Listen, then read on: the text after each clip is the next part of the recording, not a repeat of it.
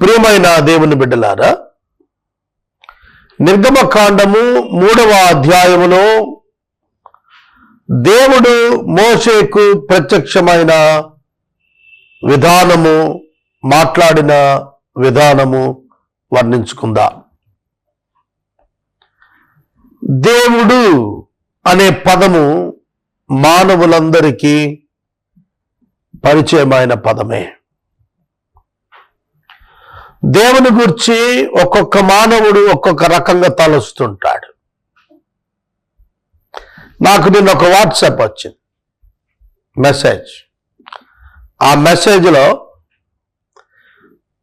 దేవుడు పురుషుల పట్ల పక్షపాతం కలవాడు, స్త్రీలను ఆయన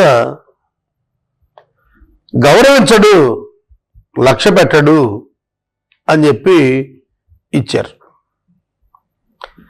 దేవుడు పురుషుడు అనేది పిలుస్తారు, స్త్రీ అని పిలవచ్చు కదా, ఇష్టం వచ్చినట్టుగా రాశాడు ఆయన. దేవుడు బైబిల్ గ్రంథంలో స్త్రీ పురుషులను ఇద్దరిని తన స్వరూపము, తన యొక్క పోలిక చొప్పునే సృష్టించాడు. ఎక్కడ స్త్రీని తగ్గించలా. ఈ దేవుడు పక్షపాతము లేనటువంటి దేవుడు కనుక బైబిల్ గ్రంథంలోని దేవుడు రేషియల్ డిస్క్రిమినేషన్ కానీ, సెక్షువల్ ఆర్ జెండర్ డిస్క్రిమినేషన్ కానీ, లాంగ్వేజ్ బ్యారియర్ కానీ ఉన్నవాడు కాడు. మనం మనుషుల వలె దేవుణ్ణి తలుస్తాం, మానవ మనసుతో దేవుణ్ణి కూడా మనలాంటి వాడే తలుస్తాం. కానీ బైబిల్ అది భిన్నమైనదని తెలియజేస్తాం. మొదటి 2 అధ్యాయాల్లో నిర్గమకాండంలో దేవుడు మోషేకి ప్రత్యక్షమవుతున్నటువంటి విధానానికి భూమిక సుమారు 80 సంవత్సరాల వివరణ మోషే జీవితంలో మనకు తెలుస్తాం. ఇజ్రాయేలు దేశంలో నుండి, ఇజ్రాయేలు సంతతిలో నుండి మొట్టమొదటిగా ఐగుప్తుకు చేరిన వాడు యోసేపు. దేవుని ప్రణాళిక అలా వెళ్ళింది. యోసేపు తర్వాత యోసేపు ప్రధానిగా ఉన్నాడని తెలుసుకుని అక్కడికి యాకోబు, అతని సంతానం 70 మంది పురుషులు వెళ్ళారు. 6 లక్షల కాల్బలంగా వృద్ధి చెందారు. దయనీయమైనటువంటి బాధాకరమైన పరిస్థితుల్లో వాళ్ళు దాస్యంలోకి తీసుకోబడ్డారు. దేవునికి మొరపెట్టారు, దేవుడు విన్నాడు, దేవుడు చూచాడు, దేవుడు లక్ష్యం ఉంచాడు, జ్ఞాపకం చేసుకున్నాడు. వారిని విడిపించడానికి అబ్రహామునకు ఇచ్చిన సమయము పూర్తయినదని దేవుడు తాను ఇక వారి విమోచన కొరకు సిద్ధం చేశాడు. మీరు ఒక మాట గుర్తించాలి, 400 సంవత్సరాలు నీ సంతానం పరాయి దేశంలో ఉంటారు అని దేవుడు సంతానము లేనప్పుడు అబ్రహాముకు చెప్పిన తరువాత దేవుడు ఎన్ని రకాలుగా తన యొక్క భక్తుల యొక్క జీవితాలను నడిపించుకుంటూ తానిచ్చిన మాట నెరవేర్చడానికి తానే వారిని ఐగుప్తులోనికి నడిపించిన తీరుతెన్నులు ఆదికాండం అంతా కూడా తేటగా చెప్పాయి. నా ఉద్దేశం ఏంటంటే, దేవుడు తన ప్రణాళిక ప్రకారం నడుస్తున్నాడు, తన మాట చొప్పున నడుస్తున్నాడు, తన వ్యక్తిత్వం చొప్పున నడుస్తున్నాడు. ఇది మనం అందరము తెలుసుకోవాల్సిన ప్రాథమిక పాఠము. ఇజ్రాయేలు జనాంగం, జాతి ఐగుప్తు దేశములో కన్నీటి పాలై మొరబెడుతున్నప్పుడు దేవాది దేవుడు మోషేను ఎన్నిక చేసుకున్నాడు. మోషేను మిద్యానులో చూచి ఎన్నిక చేసుకున్నాడా? కాదు. తల్లి గర్భంలో రూపు దిద్దుకొనక మునిపే దేవుడు మోషేను ఏర్పరచుకున్నాడు. మోషేను ఏర్పరచుకున్నప్పటికీ పిలిచేప్పటికీ మధ్య దేవుని జోక్యం ఉందా? అది నా ప్రశ్న. మోషేను పుట్టించాడు. అమ్రాము, యాకెబెదు తల్లిదండ్రుల పేరు. లేవీయులు వీరు. లేవి కుటుంబం, గోత్రం, యాజక కుటుంబం. అటువంటి లేవి కుటుంబములో పుట్టినటువంటి మోషే తన 80వ ఏట ఈ ప్రత్యక్షత పొందాడు హోరేబు పర్వతం దగ్గర. ఈ 80 ఏండ్లలో దేవుడు అతనిని నడిపించాడా, నడిపించలేదా, తోడున్నాడా, తోడు లేడా, అసలు ఏమిటి? Silence of God in the life of Moses మనం అర్థం చేసుకుంటే it doesn't mean that God neglected him or God left him. దాని అర్థం దేవుడు అతన్ని చూడటం లేదు, పట్టించుకోవటం లేదని కాదు. అతని పుట్టుకప్పుడు నుండి మీరు గమనించినట్లయితే అతని జీవితం నడిచిన తీరంతా కూడాను దేవుని యొక్క ఏర్పాటు. ఎక్కడా వైఫల్యం లేదు, ఆయన ఏర్పాటే. అతని అక్క మిరియాము జమ్ము పెట్టి దగ్గర కాపలా ఉంది. మోషే చిన్న పసిబాలుడుగా ఉన్నప్పుడు నైలు నది దగ్గర జమ్ము పెట్టిలో దాచిపెట్టింది వాళ్ళ అమ్మ యాకెబెదు. రాజకుమార్తె చూసింది, హెబ్రీ బాలుడిని అర్థం చేసుకుంది. మిరియాం వెళ్ళి ఆ యాకెబెదుని తీసుకొచ్చింది. రాజకుమార్తె కోసం పెంచబడ్డాడు. ఇవన్నీ కూడా ఎవరు చేశారు? ఎవరి డిజైన్ చొప్పున వెళ్ళాయి. కాబట్టి ఒక మనిషి పుట్టినది మొదలు దేవుడు పిలిచే వరకు అతని జీవితంలో సంభవిస్తున్న సంభవాలన్నీ కూడా those all were under the control of God. ఇది మనం మర్చిపోకూడదు. ఎందుకంటే దేవుడు మోషేని పిలిచే వరకు, అనగా 80th year వచ్చే వరకు దేవుడికి మోషేకి సంబంధం లేదని అనుకుంటే అది మన పిచ్చితనం. సంబంధం ఉన్నది. దేవుడు సృష్టికర్తగా ఒక మనుషుని జీవితంలో, తను ఏర్పరచుకున్న వారి జీవితంలో ఏ విధంగా భద్రపరచాలి, ఏ విధంగా నడిపించాలి, ఏ విధంగా తప్పించుకోవాలి, అన్ని ఏర్పాట్లు కృప ద్వారా ఇచ్చాడు. మరి మోషే మరణం చేశాడు, అది దేవుని వల్లేనా? కాదు. మానవుని యొక్క పాపానికి కారణం మానవుని వ్యక్తిగత తత్వం. వాటిని దేవుడు క్షమించి కనికరించి కాపాడుట, అది దేవుని యొక్క తత్వం, దేవుడు చేసే పని. మిద్యానుకు పారిపోయే పరిస్థితి ఎందుకు వచ్చింది? మిద్యానుకు వెళ్ళకపోతే సిప్పోరా లేదు, సిప్పోరా ద్వారా సంతానం లేదు, హోరేబు పొద కూడా లేనే లేదు. అర్థమైందా? కాబట్టి దేవుడు అతన్ని పని కొరకు ప్రత్యేకించి పిలవక పూర్వమే ఏర్పరచుకున్నవాడు గనుక దేవుడు అతని పట్ల తన ప్రణాళిక నడిపిస్తూనే ఉన్నాడు. This is what happened. నేను కూడా అంతే. నా లైఫ్ నేను చూసుకున్నప్పుడు వెనక్కి నేను 21వ ఏట యేసయ్యను అంగీకరించి సేవకు వచ్చాను. చాలా మంది అనుకుంటారు దేవుని ఎరిగిన తర్వాతనే దేవుడు మనల్ని ఎరిగాడు అనుకుంటారు. పొరపాటు. మనలను దేవుడు తల్లి గర్భంలో రూపుదిద్దుకోక మునిపే ఎరిగి మనలను పిలుచు ఆ సమయం ఆసన్నమగు వరకు తను కనసైగల్లో మన జీవితాన్ని నడిపిస్తూనే ఉంటాడు.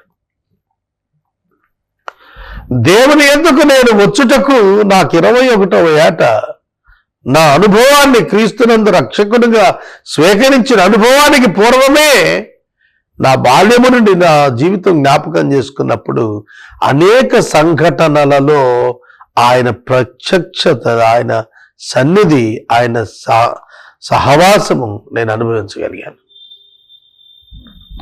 సోదరుడా, సోదరి, పర్టికులర్గా when you are born again అంటే నేను 21వ ఏట పలానా సంవత్సరం పలానా తారీఖు అని చెబుతాను. కానీ వాస్తవంగా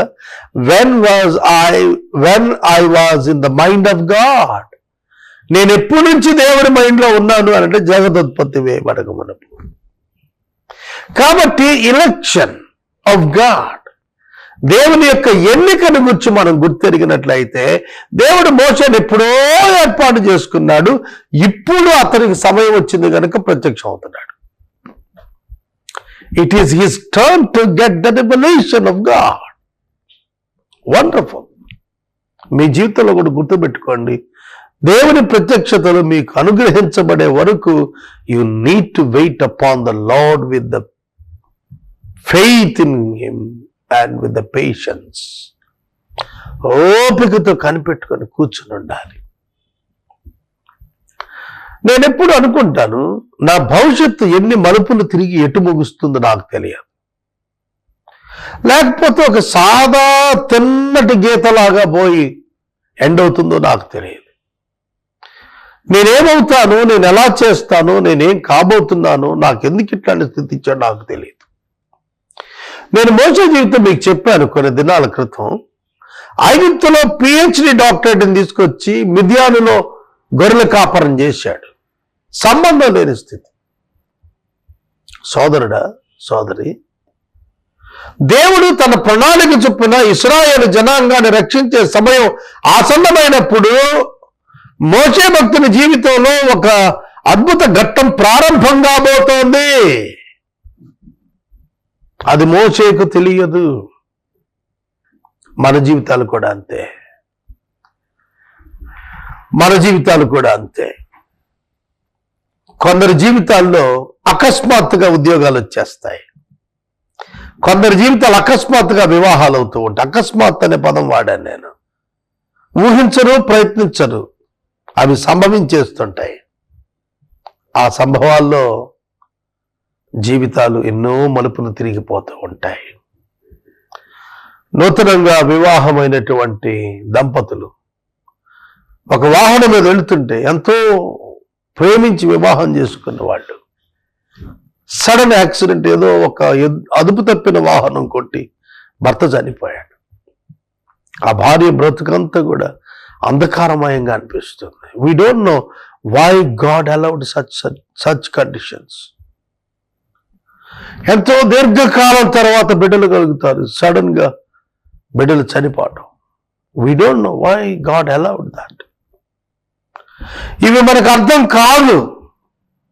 కొన్ని విషయాలు అర్థం కాదు. ఫరో కావలసిన వాడు గొర్రెల మేపుతున్నాడు. ఏమిటి అంటే మానవాన్ని ఎత్తడానికి మానవ దృష్టికి అర్థం కాదు, దేవునికి అర్థం అవుతుంది. దేవునిపై ఆధారపడిన మోషేకి అర్థమైంది, there is a great purpose in my life so that God is doing all kinds of things in my life. నా జీవితంలో దేవుడు అందుకే ఈ పనులు చేసుకుంటూ వెళ్తున్నాడు. He has a great purpose for my life. నా 26 సంవత్సరాల జీవితం, సేవా జీవితంలో God has never given me excess money for me. నాకెన్నడూ కూడా అవసరాన్ని మించిన డబ్బు ఇవ్వలేదు. ఆ డబ్బు కూడా అవసరాలు తొందర పెట్టిన తర్వాతే ఇచ్చాడు, నాట్ ఇన్ అడ్వాన్స్. నేను మనవి చేస్తున్నాను, ఏదో డబ్బు ఇచ్చే సేవ చేయమనలా, సేవ చేస్తుంటే డబ్బు పంపుతా అన్నాడు. 26 ఏళ్ళు ఆ సిచ్యుయేషన్లో నేను వెళ్ళాను. దేవుడు ఎందుకు అలా చేస్తుంటాడంటే he knows everything of my life. నా జీవితం గురించి అంతా తెలుసు ఆయన. So that I need to submit my self to him. I understood that. నేను దేవునికి సమర్పించుకోవాలి నిత్యం అనేది నాకు అర్థమైంది. ఆయన చేతుల్లో చెక్కబడ్డాను నేను అనేది నాకు అర్థమైంది. హీఈస్ టేకింగ్ మీ, ఆయన నన్ను నడిపిస్తాడు, తీసుకెళ్తాడని అర్థమైంది. మోషేకి ఇలా అర్థం కావాలి, there is a God behind your life and there is a God with you to lead you in your future. నీ దేవుడు నీకు ముందుగా నడిచి నీ భవిష్యత్తులో ముందుకు తీసుకెళ్తాడని నీకు అర్థం కావాలి. ఆ ప్రయత్నం మోషే జీవితంలో ఆ హోరేబు పొద దగ్గర సంభవించింది. జాగ్రత్తగా వినండి. దేవుడు తన ఆలోచనలను మోషేకు ఖచ్చితమైన సమయంలో బయలుపరిచాడు. అంతవరకు చెప్పలా. దేవుడికి అన్నీ తెలుసు.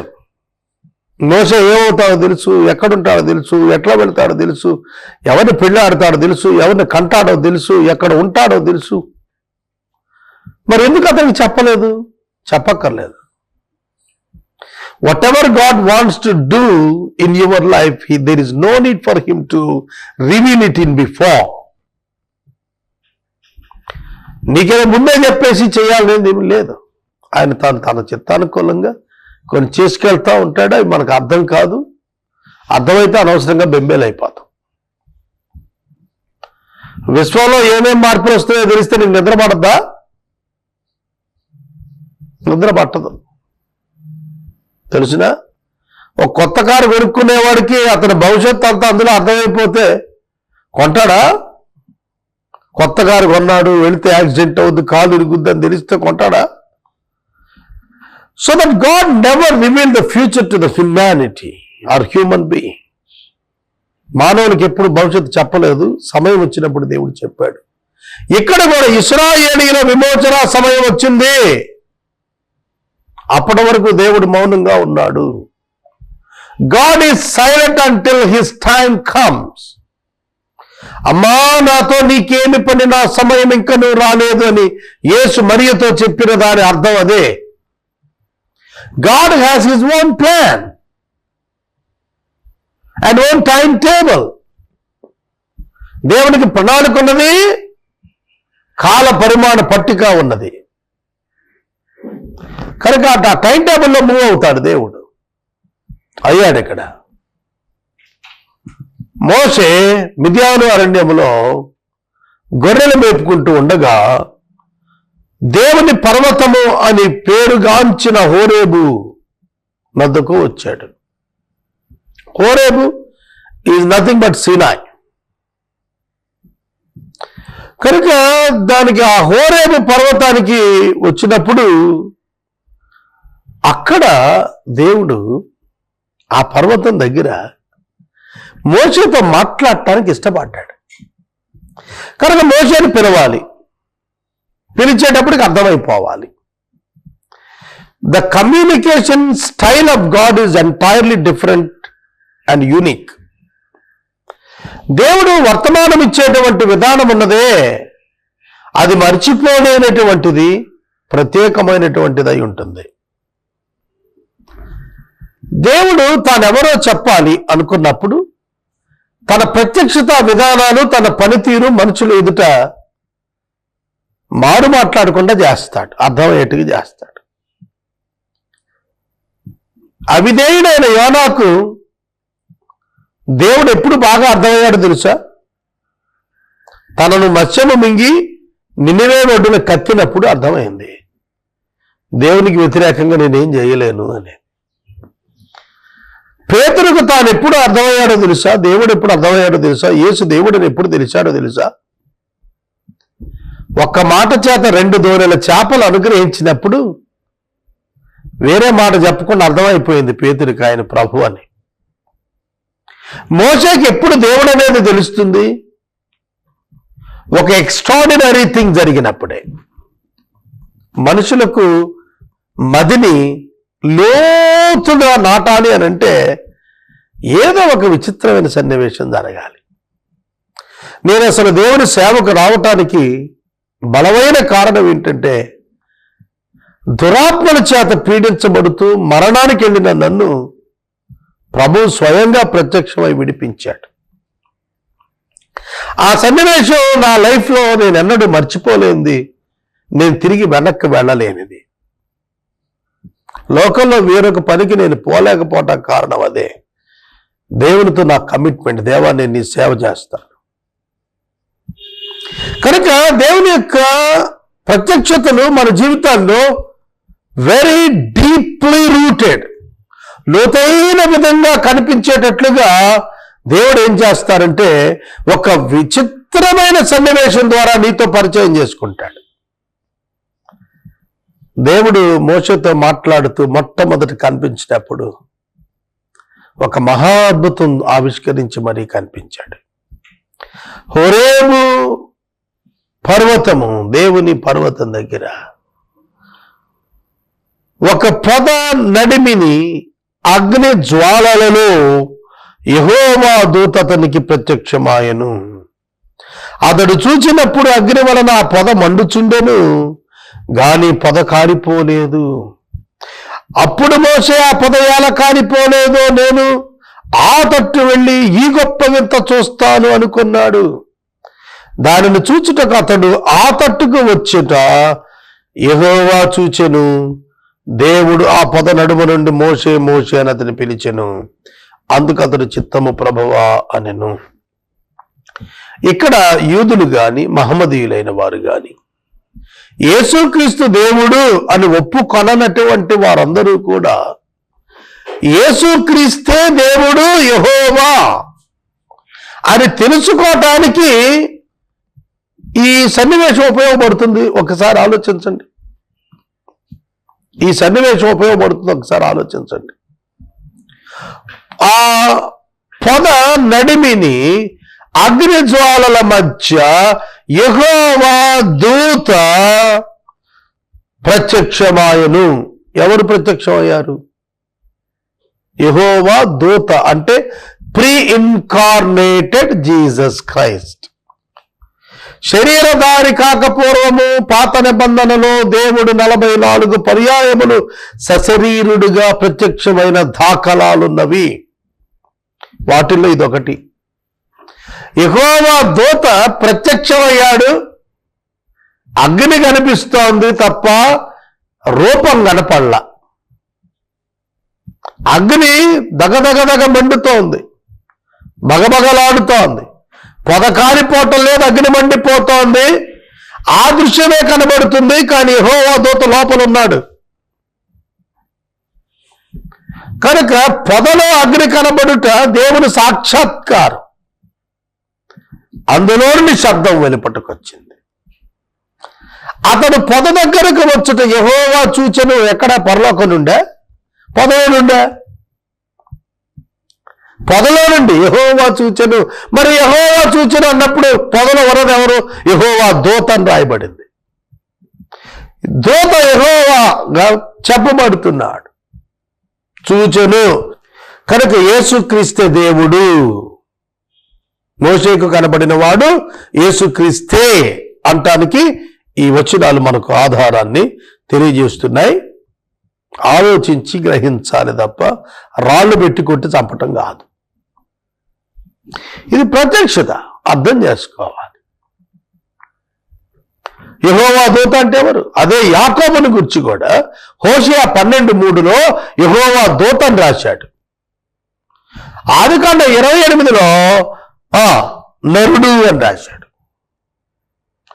ఆదికాండం 28 నరుడు, హోషేయ 12 దూత ఎట్లయ్యాడు? హోషేయ 12 దూత అయిన వాడు పై వచనంలో దేవుడు ఎట్లయ్యాడు?